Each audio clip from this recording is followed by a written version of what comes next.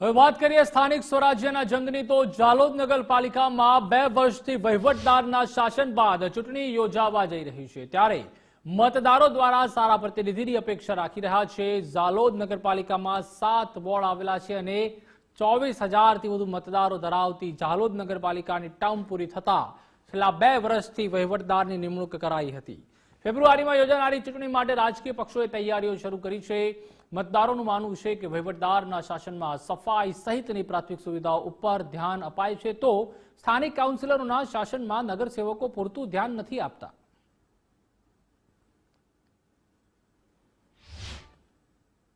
જાલોદની મુખ્ય સમસ્યાઓ તો મોટાભાગે એવું છે, ગળીઓમાં કે એનામાં મોટાભાગે રોડો બન્યા જ નથી। છેલ્લા 15 વર્ષથી જે અવસ્થામાં રોડો છે એ જ અવસ્થામાં છે, નવી કોઈ પણ કામગીરી આજ સુધી કરવામાં આવી નથી। ત્યાં હજુ પણ ગટર લાઈન જુઓ તો એ જ નાની છે, એટલે ત્યાં કોઈ સફાઈ કર્મી નથી આવતું। આ સમસ્યા દરેક વોર્ડમાં લગભગ મળશે જ મળશે, અને પાણીનો નિકાલ ત્યાંથી થતો નથી, સફાઈ કર્મી નથી આવતા। એટલે કે જેમ ઉમેદવારીનું ફોર્મ ભરવા માટે જાય અને જે કામગીરી 15 દિવસ કરે છે ને એ 5 વર્ષ કરવા જોઈએ। સફાઈની સૌથી પહેલા, પછી ભૂગર્ભ ગટરો કરી છે એ અડધી જગ્યાએ છે, અડધી જગ્યાએ એની સાફ સફાઈ નથી।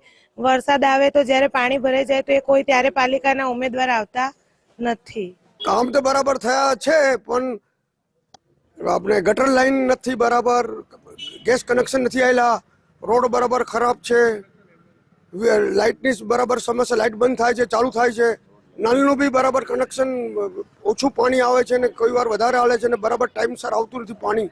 આ બધી સમસ્યા છે, વિકાસ થાય અને સારા માણસો આવે એવી અપેક્ષા રાખીએ છીએ। જાલોદમાં જ્યારથી વહીવટદાર નિમાયા છે ત્યારથી રસ્તાની સફાઈ અને ગટરની વ્યવસ્થા થોડી સારી સુધરી છે, પણ જ્યારે કાઉન્સિલરો જ્યારે ચૂંટાઈને આવે છે ત્યારે વોર્ડના સભ્યો કઈ રીતે જીવે છે એમને ખબર નથી।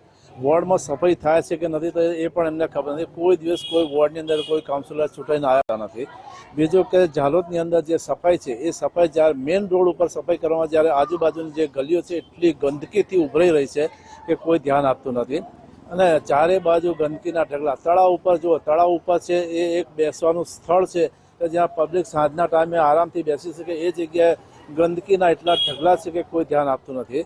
જ્યારે પબ્લિક રજૂઆત કરવા જાય છે ત્યારે પણ કોઈ ધ્યાન આપતું નથી। તો જાલોદની જે મુખ્ય સમસ્યા છે કે ચોમાસાની અંદર ગટર જેવું પાણી આવે, ફિલ્ટર પ્લાન્ટ 2-3 વાર બની ગયા, પણ એ ફિલ્ટર પ્લાન્ટમાં ફિલ્ટરનું પાણી આવતું જ નથી। બિલકુલ ચોમાસામાં તમે દેખો તો એકદમ કિચડ ને કિચડ જેવું પાણી આવે। એ પીવાનું પાણી આખા ગામમાં બધા લોકો એ જ નળનું પાણી પીએ છે, અને એ જ પાણી રોગચાળો ફેલાવવાનો મોટામાં મોટો ચોમાસામાં રોગચાળો એના કારણે જ ફેલાય। તો આ પાણી આજે 30, 35, 40 વર્ષથી અહીંયા નળની વ્યવસ્થા છે, અને 2 વાર ફિલ્ટર પ્લાન્ટ બી બની ગયા, પણ ફિલ્ટર વાળું પાણી મળતું જ નથી અહીંયા।